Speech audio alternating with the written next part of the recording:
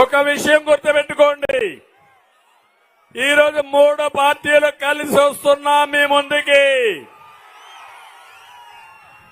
జనసేన, జన సైనికులు, పవన్ కళ్యాణ్ గారు ఈ రాష్ట్రంలో ప్రభుత్వ వ్యతిరేక ఓటు చీలకూడదని, పొత్తులుండాలని మొట్టమొదటిసారిగా చెప్పిన వ్యక్తి జనసేన అధ్యక్షుడు పవన్ కళ్యాణ్ గారు.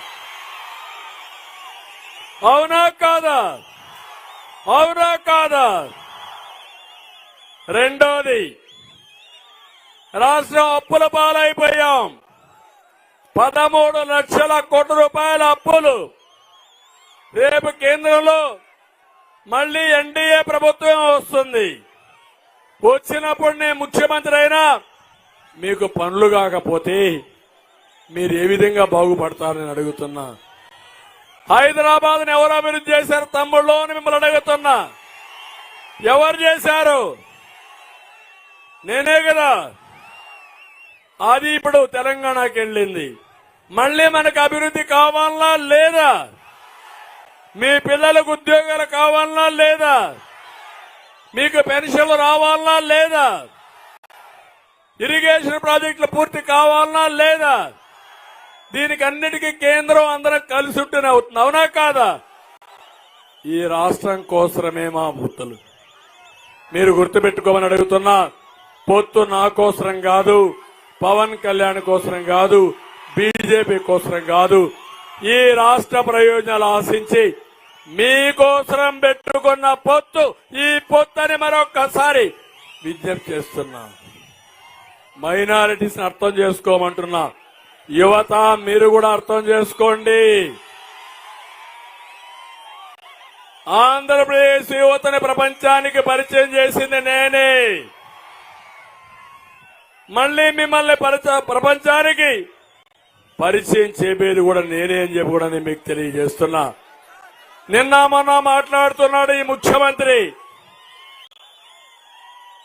నేనేదో సంక్షేమాన్ని ఇవ్వలేదని, ఈయనేదో పొడి చేశాడని. ఒక్కసారి రికార్డులు చూసుకోండి. నేను బడ్జెట్ లో 19.15% సంక్షేమానికి ఖర్చు పెట్టాను. జగన్మోహన్ రెడ్డి 5 ఏళ్లలో ఖర్చు పెట్టింది 15.8%. 19 ఎక్కువ 15 ఎక్కువ తమిళ్లు, 19 ఎక్కువ 15 ఎక్కువ. అది తెలుగుదేశం పార్టీ బ్రాండు, ఇది జగన్మోహన్ రెడ్డి బ్రాండు. ఏం తమ్ముళ్ళు 100 పథకాలు ఇచ్చానా లేదా? నీ నవరత్నాల కంటే నీవి నవరత్నాలు 9 అయితే నావి 100. నేను అడుగుతున్నా మిమ్మల్ని, అన్నా క్యాంటీన్ ఉందా? ఇప్పుడు ఉందా అన్నా క్యాంటీన్? పేదవాడికి తిండి పెడితే ఎందుకయ్యా నీకంత కోపం? అంటే పేదవాడిని కడుపు మార్చే విధానానికి ఉంటావా నువ్వు? 5 రూపాయలకి పూటకు అన్నం పెట్టిన పార్టీ తెలుగుదేశం పార్టీ. అవునా కాదా? కర్ణాటకలో ఇందిరా క్యాంటీన్లు ఉన్నాయా లేదా? రాజకీయాలు మారాయా లేదా? తమిళనాడులో అమ్మా క్యాంటీన్ ఉందా లేదా? రాజకీయాలు మారాయా లేదా? ఈ సైకోకు మాత్రం అన్నా క్యాంటీన్ ఉండకూడదు. అర్థమైందా మీకు? అర్థమైందా రాజా? ఇప్పటికైనా